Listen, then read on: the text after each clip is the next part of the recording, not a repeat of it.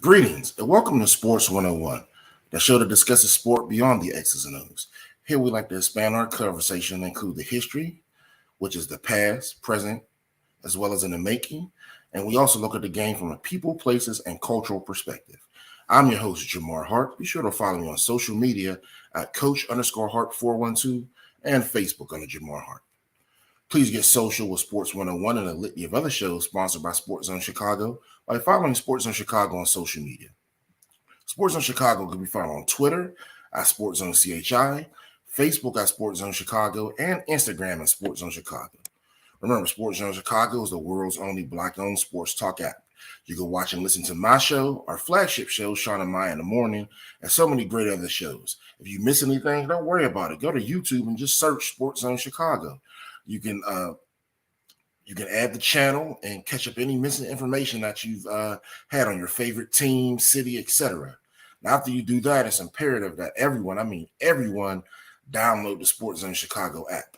The SportsZone Chicago app can be found in the iTunes, Google Play, and Amazon stores. Now, I'd like to talk to you about this week's episode, which is the conference carousel turns, Howard University and its move to the Colonial Athletic Association. Now, Howard University appears to be leaving the Mid-Eastern Athletic Conference, the one of only two HBCU Division I athletic conferences, and moving to a new conference, most likely the Colonial Athletic Association. There's been multiple sources that spoke to HBCU Game Day, a prominent internet source in regards to reporting HBCU news and information, that Howard officials were prepared to move to the Colonial Athletic Association starting in the 2023-24 season. HBCU Game Day also reached out to Howard University for official comments, but yet, got the industry, back and forth. If this happened, Howard would become the 14th full member of the Colonial Athletic Association on July 1st, 2023. They'll be joining the College of Charleston Cougars, located in Charleston, South Carolina, the University of Delaware Blue Hens, located in Newark, Delaware, the Drexel University Dragons, located in West Philadelphia, the Elon Phoenix, located in Elon, North Carolina, Hampton University, another historically Black college and university, also a former MEAC school out of Hampton, Virginia, the Hofstra Pride out of Hofstra, New York, or Hempstead, New York, excuse me, Monmouth University, located out of West Long Branch, New Jersey, former MEAC member and fellow HBCU, North Carolina A&T, the University of North Carolina at Wilmington will also be a part of the CAA. Northeastern University, located in Boston, Mass.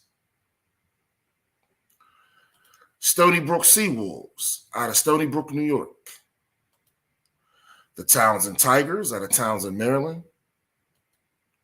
The William and Mary Tribe, located in Williamsburg, Virginia, will be the new members of the Colonial Athletic Association. Now, the CAA is known for, as they say, the SEC of FCS play, and this would expand the FCS SEC to 15 members. The Colonial Athletic Association and Howard have been involved in ongoing discussions since as early as 2021, is what sources indicated to HBCU Game Day. Howard University will be the third HBCU in the last 4 months to join the CAA, the SEC of FCS conferences, as stated earlier. Hampton University and North Carolina A&T were both accepted in the conference earlier this year, Hampton in January and A&T in February. Now, A&T left the MEAC for the Big South originally, but now have jumped the Big South for the CAA in less than a year. Hampton and Howard were two of the founding schools of the CIAA, the Central Intercollegiate Athletic Association, a Division II HBCU conference that kind of birthed all these MEAC schools. Hampton and Howard, again, were founding schools of the CIAA, along with Shaw University, Virginia Union, and Lincoln University of Pennsylvania in 1912, while A&T and Howard were both founding members of the MEAC in 1970. A Howard departure from the MEAC will just leave the MEAC conference with 7 full members: Delaware State, Coppin State, Morgan State, Maryland Eastern Shore, Norfolk State, North Carolina Central, and South Carolina State. Only 6 of these members will play football, as University of Maryland Eastern Shore does not host football anymore. And if Howard left, that would mean there'd be 5 football playing members, so no automatic bid to the FCS playoffs. Hampton and North Carolina A&T were both set to leave the Big South and join the CAA on July 1st of this year. A&T will remain in the Big South of football until the end of the 2023 season. Howard, meanwhile, will remain in the MEAC for the 2022-23 academic year. Right now, the CAA currently conducts championships in 22 sports. So with the addition of these new schools, they can have championships in sports such as track and other quote-unquote non-revenue sports. The male athletes compete for championships in baseball, basketball, cross-country, football, golf, lacrosse, soccer, swimming and diving, tennis, and outdoor track and field.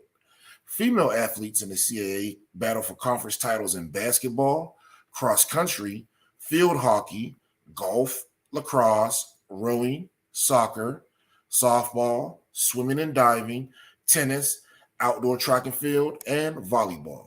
With the addition of Hampton, Monmouth, North Carolina A&T, and Stony Brook from the Big South in 2022-23, the CAA will add championships in men's and women's indoor track and field as well. Now let's ask this question: why are HBCUs hot commodities for the CAA? If the CAA is the FCS equivalent to the SEC. The Colonial Athletic Association expanded to 12 full-fledged members and 1 football-only member after adding its 3 newest members. Why did this happen? James Madison, FCS powerhouse that has beat ACC teams before and other BCS teams, has left for FBS. So they just left FCS and moved up another division. So among the new members, you got Hampton University, which again left the MEAC for the Big South in 2018, and they became the first HBCU to join the CAA. Among the new, Monmouth and Stony Brook also left the Big South to join the CAA. The conference isn't done and is looking to add more programs, especially HBCUs. Right now, they have their sights set on Howard, as they just recently grabbed North Carolina A&T from the Big South Conference. In a press release, Hampton University President William Harvey had these things to say about the move. Harvey was quoted as saying, "The move to the Colonial Athletic Association is the next step in the evolution of Hampton University athletics. Several institutions in the CAA are located in our geographical footprint, which means that our student athletes will continue to spend less time traveling and more time in classes on campus. The CAA now targeting Howard and A&T as HBCUs are on fire." North Carolina A&T, one of the original members of the MEAC, left after 50 years, joining the Big South of Hampton in 2021. That move also triggered Bethune-Cookman and Florida A&M to leave also, but they stay within the realms of the HBCU world by joining the Southwestern Athletic Conference. Now with Hampton bouncing to the CAA in July of this year, the Big South is down to just 5 football playing programs, similar to the MEAC once Howard becomes officially CAA member. Could be some signs for a merger. The belief is the Aggies of North Carolina A&T were looking to get out and position their program in an up-and-coming conference to also follow the same feat as James Madison did, move from FCS to FBS. Aggies athletic director Earl Hinton addressed the grim situation in a press conference. Mr. Hinton said that's something that's on his mind right now. It's hard to have a conference with just 5 participating programs. So people are starting to look at the MEAC like there's 5 teams, and, you don't have an automatic bid. And then he said, as for Howard, that they were mirrored in the MEAC, which has lost Hampton, A&T, Bethune-Cookman, and FAMU since 2018. So that's basically a school year has left this once proud conference on the East Coast. Now you have devout, long-standing members, Morgan State of 50 years, South Carolina State of 50 years and Norfolk State of 25 years are not looking to lead a conference at this moment. But with cupboards being bare, most likely they're going to be approached by the OVC or Big South for a merger. As we've already stated, the CAA has a sight set on Howard right now, and the path to get them seems pretty seamless. Now, Howard hasn't tipped their hand and said, we're going to the CAA. But you got to remember, they have HBCU schools already in the conference and their arch rival Hampton. So they can do that battle of the HUs and, still keep that pageantry and tradition. Now, does this move benefit all HBCUs who left the MEAC? HBCU conference for the CAA? We're going to dissect that throughout this broadcast. One of the reasons that Howard, North Carolina A&T, and Hampton left the MEAC is they wanted to limit travel. And they said the move to the CAA will help them because it's all in the same geographical area. Where in the MEAC, you might have to go from the Tidewater area in Virginia all the way to Florida, which will be the longest trip. So with revenue sports, that may not be an issue. However, when you get to non-revenue season, that became a problem. So you see sports such as volleyball and other non-revenue sports, they have roundups, so they can play a whole bunch of teams in one weekend. Now, for me personally, I think it was just prestige or perceived prestige why these schools left the MEAC for the CAA. The only ones I could see leaving for travel would be Bethune-Cookman and Florida A&M, and they left the MEAC for the Southwestern Athletic Conference. We'll unpack that a little later when we talk about Japanese baseball, and you'll see the correlation. Now, the College of Charleston Director of Athletics, Matt Roberts, talked about the possibility of his school moving to the CAA, and 3 teams already added. He said it's a great start in the right direction, and it's a good proactive start. It's going to help them schools grow and be more competitive athletically. So what does he mean? So by them adding these 3 HBCUs, they're enticing Black students to come to their campus and saying, we play these schools. They're a rivalry. You can come to that campus and tailgate with the team and enjoy the atmosphere and spend time at the HBCU and enjoy everything for the weekend 3 times. Now, if Howard becomes a member, you can do that 4 times, and this will become an FCS super conference. The director of athletics at the College of Charleston also said that another goal in this process is to have more ease of travel, again, to eliminate some of the flights the teams have to take, and this expansion will allow for both. But I see it as when the Negro Leagues began to be poached by Major League Baseball. Once Jackie Robinson, they found out he could play, and he wasn't even the best player. They just poached all the top people. So as you can see, the top HBCU schools are being poached, leaving the other schools with no viability. And again, we'll address that later. Other people noted the rise in notoriety of HBCUs, why the CAA will want these schools right now. An increase of BCS transfers to these HBCUs. You see what Coach Prime is doing at Jackson State, Coach Eddie George at Tennessee State, Coach Hugh Jackson at Grambling State, Eddie Robinson and his staff at Alabama State with Demetrius Davis and other transfers just coming in. So there's a lot of buzz around HBCUs right now. And again, the CAA is using that to their advantage to get all this marketing power in their conference, therefore restricting HBCUs as a whole because the marketing is not going and reflective on them. Now it's reflective on a conference which you're a part of. I want to show you this quick video right here that's going to give you some sort of understanding as to how the conference alignment looked.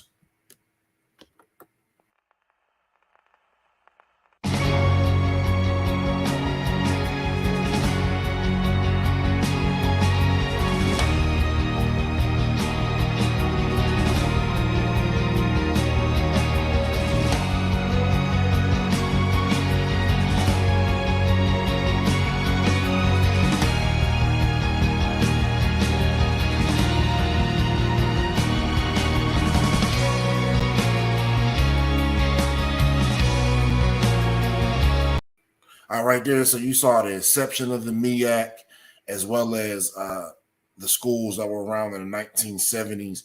Now we're going to look at a quick video from the Black Boss Network, Jeff Lightsey Jr., who talks about this move to the CAA and the impact it's having on HBCUs. As if the MEAC is in way more trouble of disbanding than I think a lot of us even knew about, as it looks as if it appears as Howard University is going to join the CAA, not this season, but next season. All the reports are gonna, are pointing that direction, that Howard is looking to jump ship from the MEAC to the CAA. We're gonna talk about that and what that means for the future of the MEAC, especially in football, right after the bumper.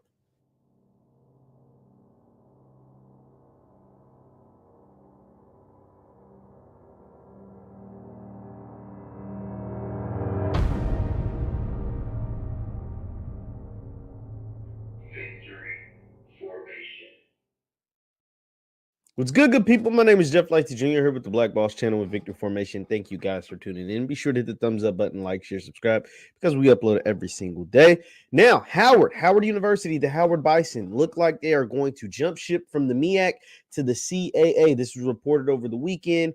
And then there were some other reports that were saying Howard has held this CAA invite for a while. They've held their invite. We know Hampton recently left the MEAC to go to the CAA. We know A&T recently left the MEAC to go to the Big South, and then the Big South to go to the CAA. And now it looks as if Howard is going to do the same thing and jump ship and go to the CAA. We're going to take a look a little bit at the article written by HBCU Game Day. Shout out to the guys over at HBCU Game Day.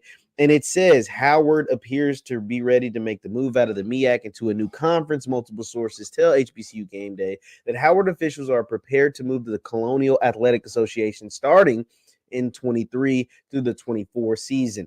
HBCU Game Day reached out to Howard, no comment. Howard will be the 14th team in the CAA, joining July 1st of 2023, and then they list out all the other teams. The CAA and Howard have been involved in ongoing discussions since at least 2021, according to their source. Howard would be the third HBCU in the last 4 months to join the FCS conference, joining Hampton and North Carolina A&T, who both accepted into the conference earlier this year. Hampton in January and A&T in February.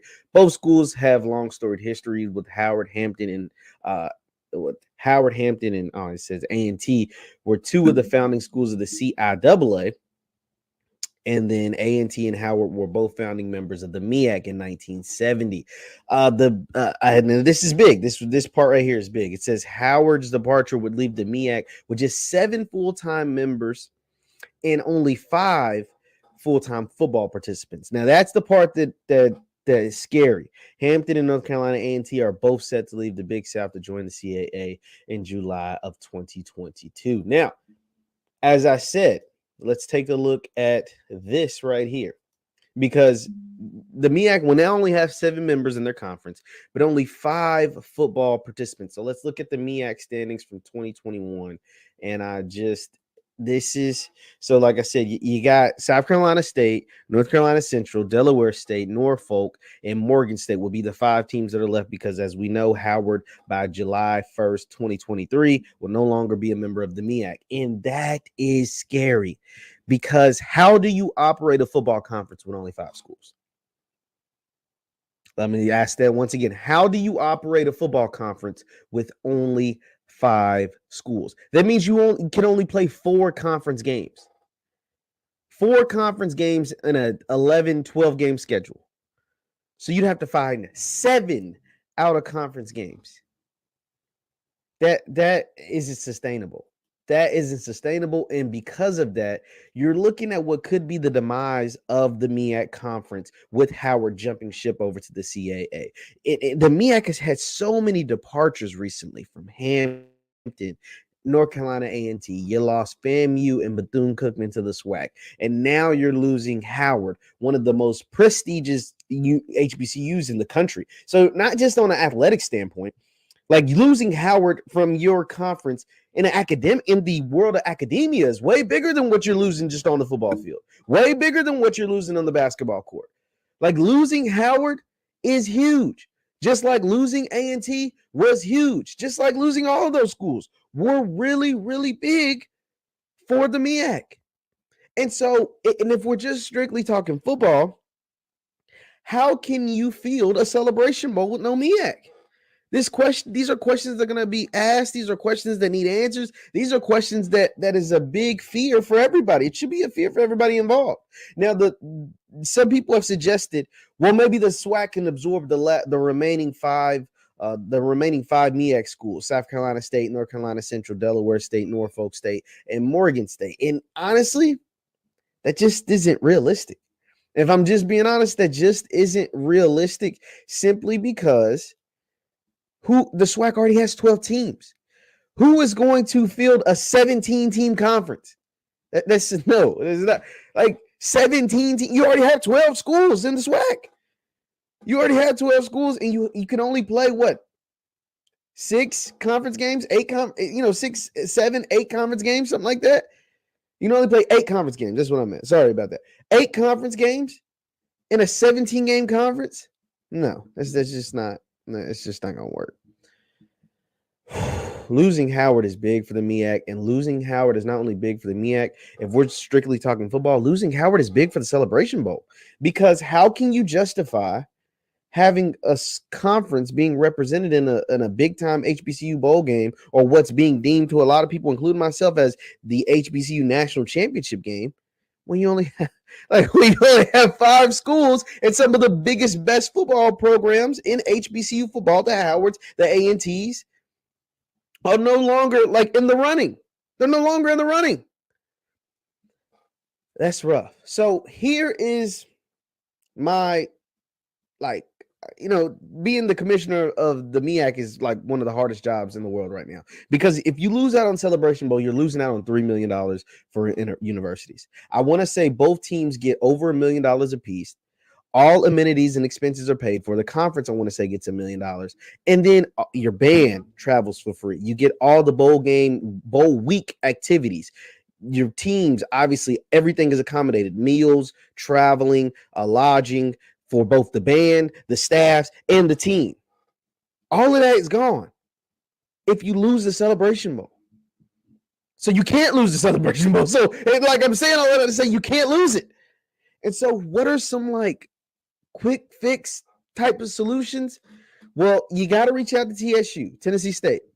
Obviously, I think TSU is not thinking about joining an HBCU conference, because I think they're thinking about, they're trying to go FBS. I think Eddie George is on the fastest track to try to get to the FBS as possible. Now, whether that is possible in a fast track manner, I don't think so, because they still have to get their attendance up. They still have some in-house stuff they have to fix before they can even consider going FBS. But I think he has their mind with some of their games that they're scheduling. Ohio State, they're trying to get on the schedule. They got Notre Dame on the schedule. Some of the things that they're trying to do, they're trying to shoot for an FBS.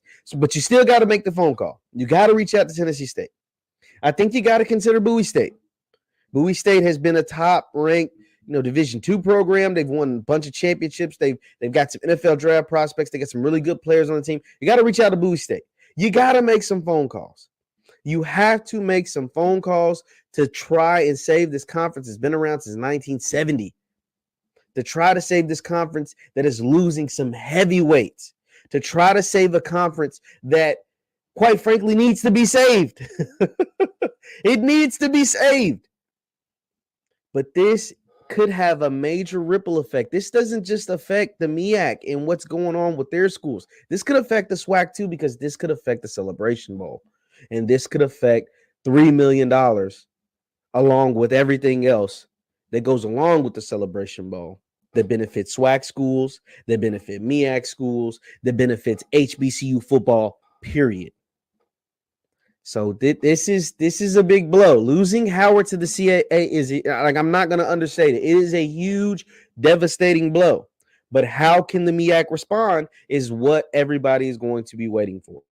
And how they are able to respond could determine the future in the progression. We've seen a great progression of HBCU football. And that's not to say that it can't continue with North Carolina, A&T, Hampton, and Howard in the CAA, and what Jackson State, FAMU, all these teams, Grambling are doing in the SWAC, and then what a school like Tennessee State is kind of in limbo is able to do as well. Like, I'm not saying it can't stop the overall brand power by these schools jumping ship to a different conference. I don't think that can, like, I don't think that just makes or breaks a school, makes or breaks momentum. It definitely doesn't help momentum. I'm not going to act like it does. But you don't have to only play HBCUs to be nationally relevant. You just have to put a good product on the field. You have to put a good product on the field, and you have to be able to market yourself. Those are two aspects that you don't have to play Grambling and Bethune and FAMU and Alcorn and Prairie View every week to. All right, thank you so much, everyone. Again, that's Jeff Lightsey Jr., the Black Boss channel. Please follow him on social media. He has a great show, great content. Let us unpack some of the things that he said. So one thing Jeff talked about was the canceling of the Celebration Bowl. The Celebration Bowl is a bowl game between two Division I HBCU conferences, the MEAC and the Southwestern Athletic Conference. It's played on, I think, December 26th or 27th. It's sponsored by ESPN and the Disney affiliates. Each school receives $1 million.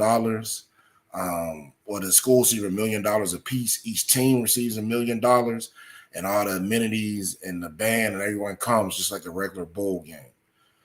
The reason this will be canceled is because if there's no other HBCU conference to play against, you can't have a HBCU national championship. So that means there's millions of dollars will be left on the table for schools that need that money because they're not being sponsored. Like, let's say the schools that left the MEAC weren't sponsored by the predominantly white institutions that are around them on the same magnitude, as well as the SWAC schools are not currently sponsored the same way the SEC schools are. So this money is very important. Also, the notoriety of playing on national television, the first bowl game of the season, helps tremendously in recruiting. You saw this past season with Coach Prime at Jackson State again, snagging top 5 players in all of high school football to attend due to the notoriety and splash and pizzazz they're building around that program. So again, this could hurt the SWAC as well. Secondly, all the other schools, if the CAA doesn't take them, what conference will they go to? Will they merge with the Big South? Well, as Jeff said, will they try to bring up to Division II schools? I think this could be an option of adding non-HBCUs to the MEAC, as well as bringing up some Division II schools. You can do both. So if they added some non-HBCUs, like the schools in the Big South Conference, and let's say brought Virginia State, who recently added men's and women's lacrosse, as well as another sport in preparation for their move to Division I, and then maybe some schools from West Virginia State, Shepherd, etc. They have a great, powerful Division II conference in the state of West Virginia, and that can help sustain the MEAC while keeping them in the same regional footprint, because that's what everyone's talking about in regards to travel. So that's just my breakdown of the video. We're going to take a quick break, and when you come back, we'll continue with this episode of Sports 101. I'm your host. Thank you again for tuning in with us. Again, I'm Jamar Harp, and this is Sports 101. We'll be right back.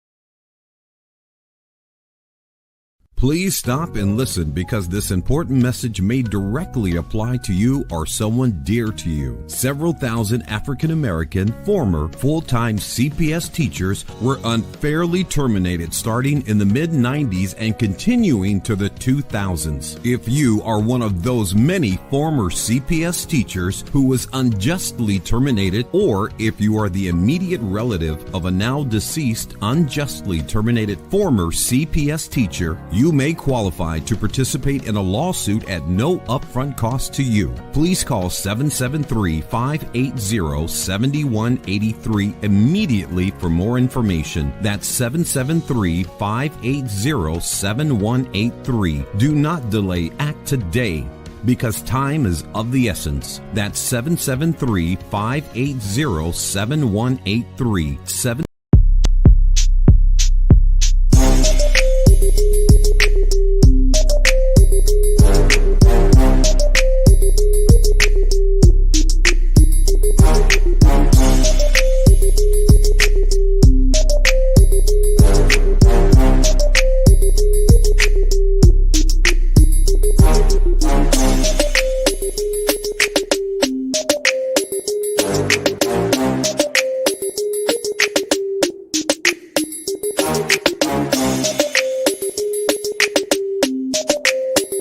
The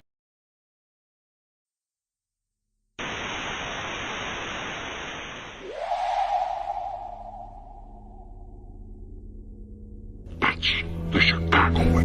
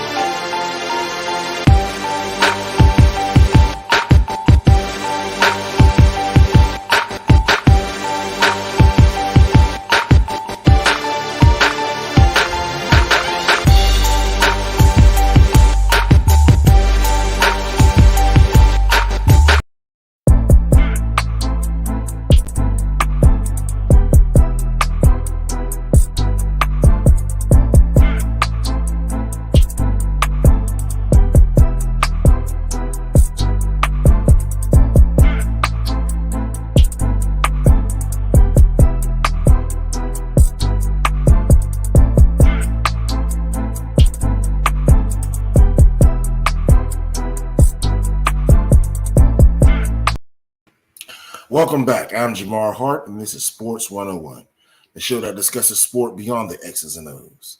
We talk about the game from a people, places, and cultural perspective through the lens of history in the past, present, as well as in the making. Please make sure you get social with Sports 101 and a litany of other shows on SportsZone Chicago by following SportsZone Chicago on social media. SportsZone Chicago can be found on Twitter at SportsZone CHI, Facebook at SportsZone Chicago, and Instagram under SportsZone Chicago.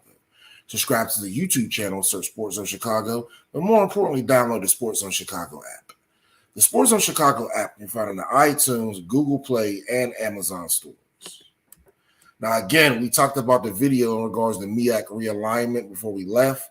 I would like to continue with that, just so you can see the transition from the late 70s into current times, where the MEAC only consists of 5 teams.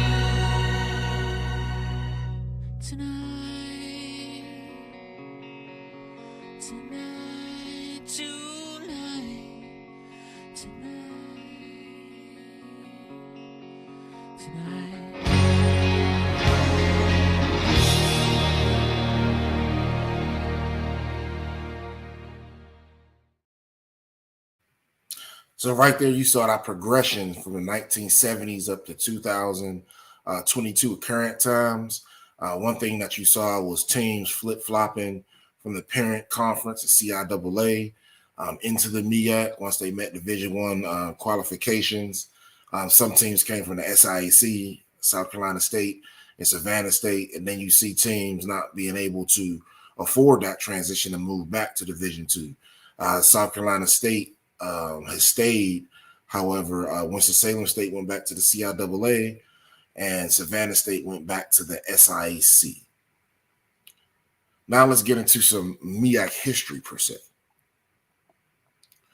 The Mid-Eastern Athletic Conference, also known as the MEAC, is a collegiate athletic conference whose full members are historically Black colleges and universities in the southeastern and mid-Atlantic United States area. The MEAC conference participates in the NCAA Association Division I, and in football in the FCS. Remember, all other sports are Division I, only football is just FCS. Currently, the MEAC has an automatic qualifying bid for the NCAA postseason playing baseball. They've had this since 1994. Men's basketball, which they've had since 1981. Women's basketball since 82. Softball since 1985. Men's and women's tennis since 98. And volleyball since 94. Now, bowling was officially sanctioned as a MEAC sport in 1999, and they had great success with that. A few weeks ago, the MEAC Women's Bowling Championship was on ESPN, and they garnered a lot of praise and attention from that broadcast. Now, before that season in 1999, the MEAC was the first conference to secure NCAA sanctioning for women's bowling by adopting the club sport prior to the 1996-1997 school year. In 1969, a group whose members who had long been associated with interscholastic athletics met in Durham, North Carolina, and they wanted to discuss the organization of a new conference that can possibly be Division I. After the formulation of a committee, their research reported 7 institutions will be interested. These will be Delaware State University, Howard University, Maryland Eastern Shore, Morgan State University, North Carolina A&T University, my alma mater, North Carolina Central University, and South Carolina State College, who is now a university, agreed to become the inaugural members of the Mid-Eastern Athletic Conference. South Carolina State had been a longtime member of the SIAC, while the other charter members had been members of the other HBCU Division II conference, the CIAA. Again, the CIAA and SIAC are both Division II HBCU conferences. Now, the main goal in forming the MEAC was to establish and supervise an intercollegiate athletic program among a group of educational institutions that share the same academic standards and philosophy of co-curricular activities, and they all wanted to seek Division I status for HBCU conference on the East Coast. The conference was confirmed in 1970 and had its first season of competition in football in 1971. To date, the MEAC has had 3 full-time commissioners. In 1978, the MEAC selected its first full-time commissioner, Kenneth A. Free, who served as commissioner until he resigned in 1995. He was succeeded by Charles S. Harris, who served in that position until 2002. And on September 1st, 2002, Dr. Dennis E. Thomas became the conference commissioner, along with his trusty assistant, Raynard Dido, who is now the athletic director at Alcorn State University. Shout out to Mr. Dido, D-E-D-E-A-U-X. Mr. Thomas retired on December 31st of 2021, and the new MEAC commissioner, a woman that's helped me so much in my career, Miss Sonia O. Steele, she became the first female commissioner of the MEAC on January 1st, 2022. She was instrumental in my development in athletics because I started off as a volunteer/intern. There was some discrepancy about that within the office. And Miss Steele, she assisted me any way I needed, making sure if I needed a bite to eat, anything. More importantly, she was instrumental in getting me into graduate school where I started my coaching career. I was able to obtain a free master's degree. So shout out to Miss Stills. I know you're going to do a great job running the MEAC. The MEAC experienced its first expansion, if you remember the video that we saw in 1979 when Bethune-Cookman College, now Bethune-Cookman University, and Florida A&M were admitted as new members. That same year, founding members Morgan State, North Carolina Central University, and then University of Maryland, Eastern Shore withdrew from the conference.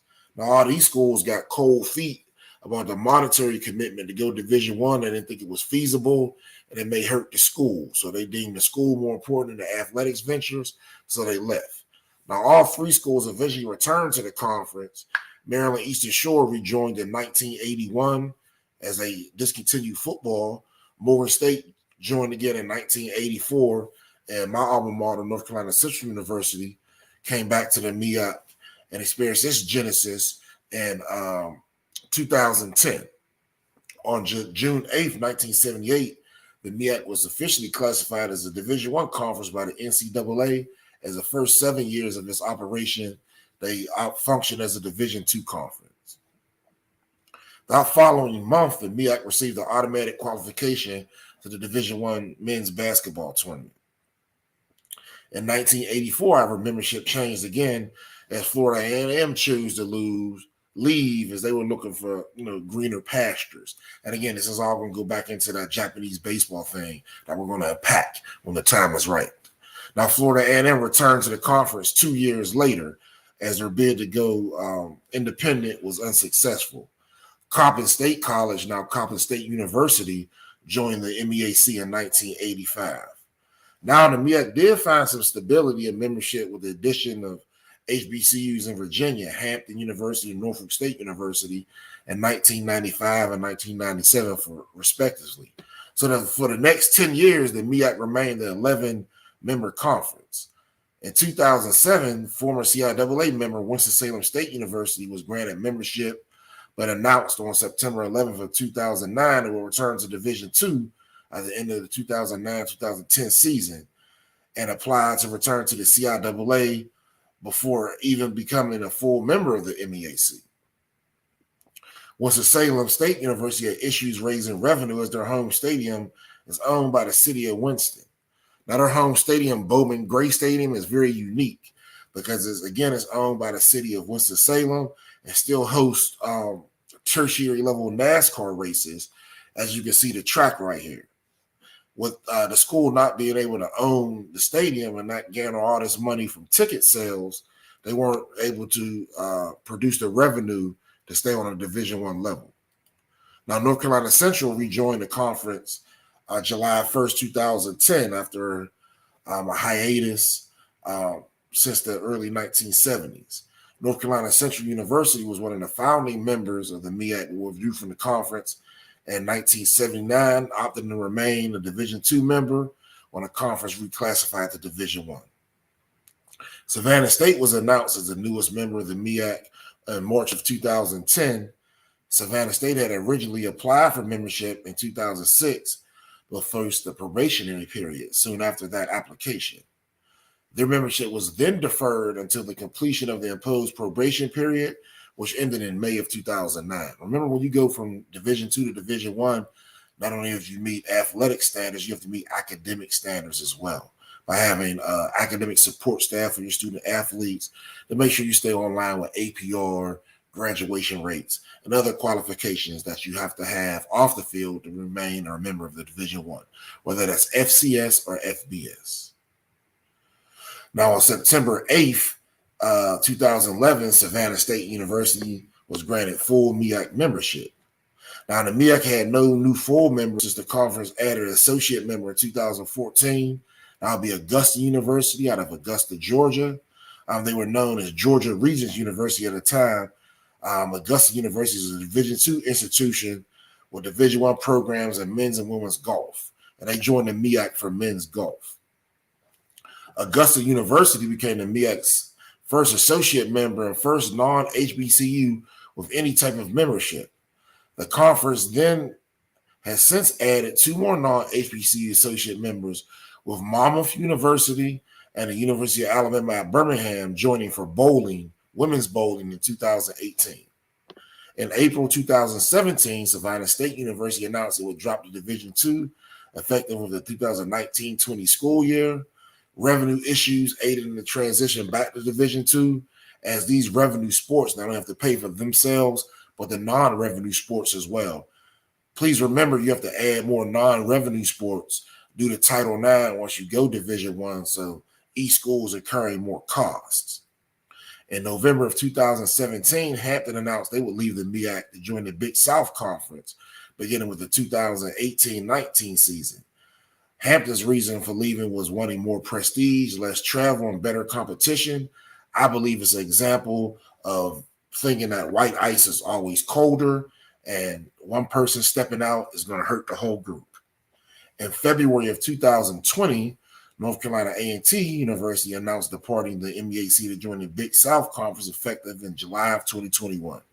North Carolina A&T stated more competition and the same rhetoric that the ice was colder on the other side. Now, within a few months, in June of 2020, Florida A&M and Bethune-Cookman also announced they would leave the MEAC. However, what differentiates them from the other former MEAC institutions is they joined the Southwestern Athletic Conference, the other Division I HBCU conference. The Florida schools wanted shorter travel and a larger budget from the conference office because they were so geographically away from every other institution. Florida A&M and Bethune-Cookman had approached the MEAC conference office about this before while getting a bigger conference cut due to their travel costs, but the MEAC said no, henceforth they lost those schools to the Southwestern Athletic Conference. Now, when those schools left, the MEAC was down to 8 members. Now, after hiring a consulting firm to help assess its current schools and if they wanted to leave and also identify potential institutions for addition to the conference began to plan to operate with 8 current members starting in 2021 until they expanded further, meaning targeted 4 more schools to add to their to the MEAC. Remember, all this is happening in a compact geographical footprint, and with only 8 teams, there was no North and South divisions. So in May of 2021, multiple websites reported that the MEAC had reached out to 2 Division II HBCUs about their interest in transitioning to D1 and joining the MEAC. Kentucky State University and Virginia State University, both respectively members of the SIAC and CIAA, were contacted and confirmed that they had discussed possible membership with the MEAC and commissioned feasibility studies on moving to Division I. Now, officials at both schools stated they were considering the move but would not commit to any changes at this time. There was also another report indicating that the Chicago State University, a predominantly African-American school but not an HBCU, also lobbied the MEAC regarding membership. Chicago State is scheduled to leave the Western Athletic Conference, a league in which is a major geographic outlier, in July of 2022. Again, they're in a Western Athletic Conference and they're in the Midwest. According to this report, the MEAC offered Chicago State associate membership in basketball, but was lukewarm for Chicago State becoming a full member because it does not sponsor football and is outside the MEAC's geographical footprint. So Chicago State came into the MEAC. You have 3 non-playing football schools: Coppin State, Maryland Eastern Shore, and Chicago State. Now, I suggested adding Virginia State, Kentucky State, either merging with the Big South or adding schools from West Virginia that are some may be HBCUs like West Virginia State, but Shepherd is not. Now, remember we talked about the Japanese baseball theory. So in closing, how can we address all this? Again, I believe, and I use past precedents to develop this opinion, that HBCU should operate like Japanese pro baseball. If you look at other sports and when they try to go against a well-established opponent, Major League Baseball absorbed the Negro Leagues. The NFL absorbed the AFL. And then after integration, all the black athletes that went to HBCUs due to segregation flew to the predominantly white institutions. So what am I saying? And why do I keep talking about Japanese baseball? Well, Japanese baseball has rules in place so it protects the sanctity, not of the team, but the league and Japanese culture. What am I talking about? Well, the rules state that you have, if you're a Japanese national, you have to play so many years in the Japanese league so it doesn't get watered down before you go to Major League Baseball or anywhere else. They also have a tight grip on its players. If you want one of them, you have to pay exorbitant amount. And by keeping that league somewhat homogenous and strong, it has longevity. Now, we compare that to the MEAC and the schools that left because they wanted more notoriety, better competition. They're putting themselves in a market where now, if you look at the athletic budgets of these HBCUs, they pale in comparison to members of the CAA or Missouri Valley Football Conference, the two predominant FCS conferences. So now you're operating with lower budgets, means you have facilities that are average or below par to your conference competition, and you're in the Northeast trying to recruit students to come to your school. Now, I don't think that these HBCUs will do a great job in getting non-African-American athletes to come. So predominantly they recruit HBCU athletes.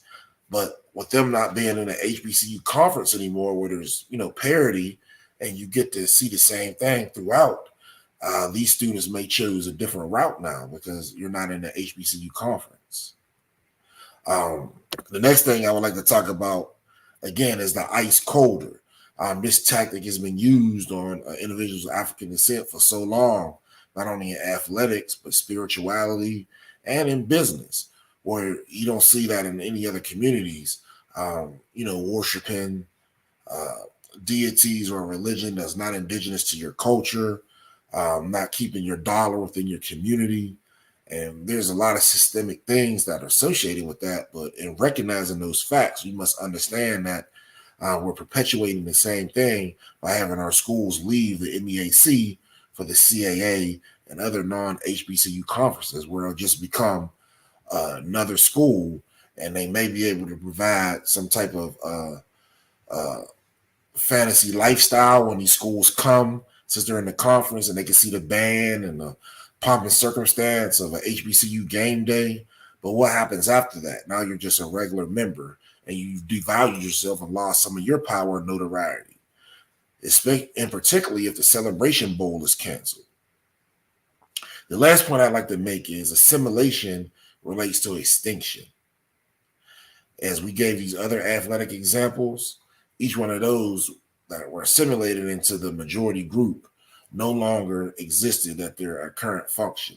So if the MEAC folds, what's going to happen next? The SWAC does not have a villain to play against. You won't have no Celebration Bowl. Millions of dollars will be left on the table. And then you have a geographic region of the country that we're servicing student athletes that attend HBCUs and compete in athletics that will cease to exist. Therefore, reducing the number of historically Black college and university athletes you see in professional sports, which is why I think these schools should have made different options in regards to wanting to leave and do it like as a group cooperation, group initiative, group loyalty type thing. If you want to go FBS, then you need to take 5 schools with you so you have support. If you go by yourself, you're just going to be fodder for all the other schools that you have to play when you first get there. Thank you for tuning in to this week's episode of Sports 101. Please make sure you get social with my show and a litany of other shows on SportsZone Chicago by following SportsZone Chicago on social media. SportsZone Chicago can be found on Twitter at SportsZone CHI, Facebook at SportsZone Chicago, and Instagram at SportsZone Chicago. Subscribe to the YouTube channel, search SportsZone Chicago, or more importantly, download the SportsZone Chicago app. The SportsZone Chicago app can be found in the iTunes, Google Play, and Amazon stores. Again, I'm Jamar Harp, and this is this week's episode of Sports 101. We'll see you next week on our normally scheduled time, Wednesdays, 8 p.m. Central, 9 p.m. Eastern. Thank you for tuning in, and I'm gone.